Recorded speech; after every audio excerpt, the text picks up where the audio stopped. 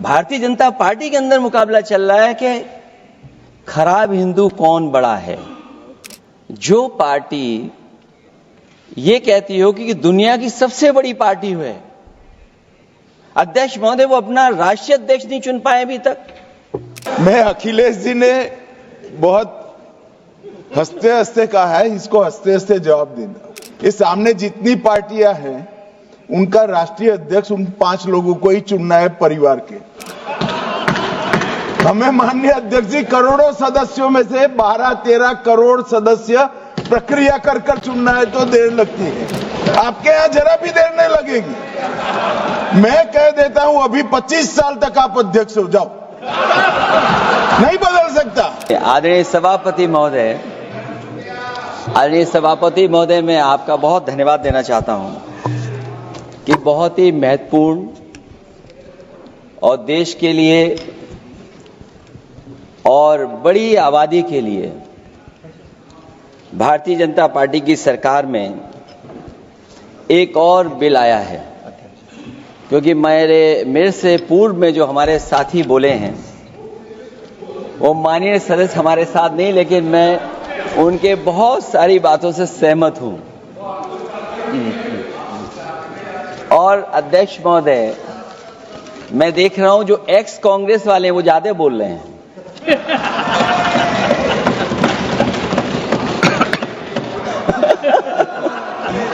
आदरणीय अध्यक्ष महोदय,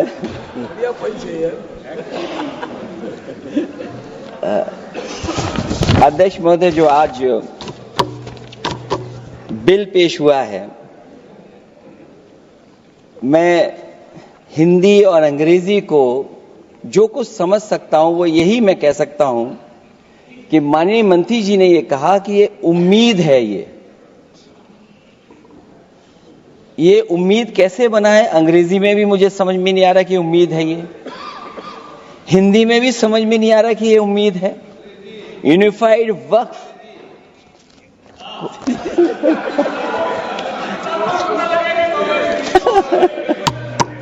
अध्यक्ष महोदय, यूनिफाइड वक्फ मैनेजमेंट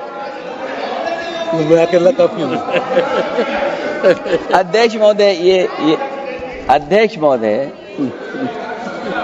मैं समझ सकता हूं कि मैं वो बात छेड़ना नहीं चाहता था, लेकिन क्या करूं, मजबूरी है अब। अध्यक्ष महोदय, अभी माननीय सदस्य लोग ये कह रहे हैं कि हमारे सदस्य नहीं है यहां पर जो हमारे साथी हैं, लेकिन अध्यक्ष महोदय मैं ये कहना चाहता हूं, ये जो बिल लाया जा रहा है, भारतीय जनता पार्टी में एक मुकाबला चल रहा है। भारतीय जनता पार्टी के अंदर मुकाबला चल रहा है कि खराब हिंदू कौन बड़ा है। और ये बात अध्यक्ष महोदय मैं ऐसे ही नहीं कह रहा हूं। जो पार्टी ये कहती हो कि दुनिया की सबसे बड़ी पार्टी है, अध्यक्ष महोदय वो अपना राष्ट्रीय अध्यक्ष नहीं चुन पाए अभी तक। अध्यक्ष महोदय, भारतीय जनता पार्टी क्या है?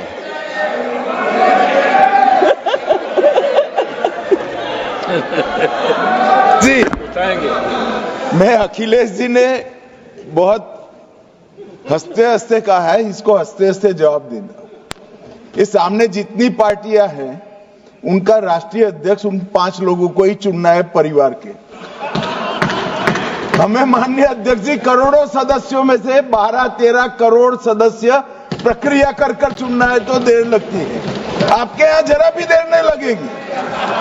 मैं कह देता हूं अभी 25 साल तक आप अध्यक्ष हो जाओ, नहीं बदल सकता। अध्यक्ष महोदय, क्योंकि जो बात निकल के आई है वो मैं फिर आगे बढ़ा दूं।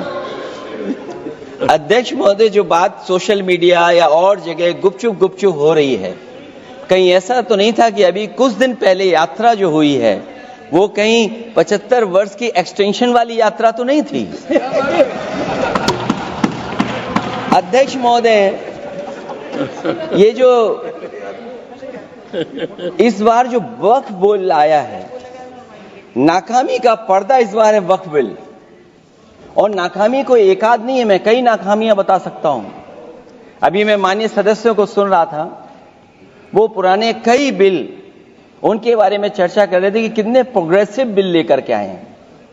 मुझे याद है, मैं उत्तर प्रदेश में उस समय था और मुझे लगा कि शायद इनकी वो बात ठीक होगी। एक ये बहुत तैयारी के साथ फैसला लेकर के आए थे और फैसला ये लिया था आधी रात के आज के बाद नोट नहीं चलेंगे, नोट बंद हो जाएंगे। अध्यक्ष महोदय, उस नोटबंदी नाकामी के बारे में भी तो चर्चा हो जाए कि अभी भी न जाने कितनी जगह पर कितना रुपया निकला जा रहा है, कितना निकल करके आ रहा है। केवल नाकामी नोटबंदी की नहीं, नाकामी बेरोजगारी की भी है, नाकामी महंगाई की भी है, नाकामी किसान की आय दोगुनी नहीं कर पाए वो भी इनकी नाकामी है। मुझे याद है, एक माननीय मंत्री जी पूरे देश की नदियों के बारे में बीओडी बता रहे थे, लेकिन माननीय मंत्री जी ये भूल गए कि उनके शहर में, उनके क्षेत्र की जो नदी है उसकी बीओडी क्या है। गंगा क्या साफ हो गई, यमुना क्या साफ हो गई, स्मार्ट सिटी क्या बन गई, क्या गोद लिए हुए गांव इन्होंने गोद से उतार दिए, उनकी क्या दुर्दशा है। इसलिए मैं कहना चाहता हूं, ये नाकामी का पर्दा इस बार वक्फ बिल बना है।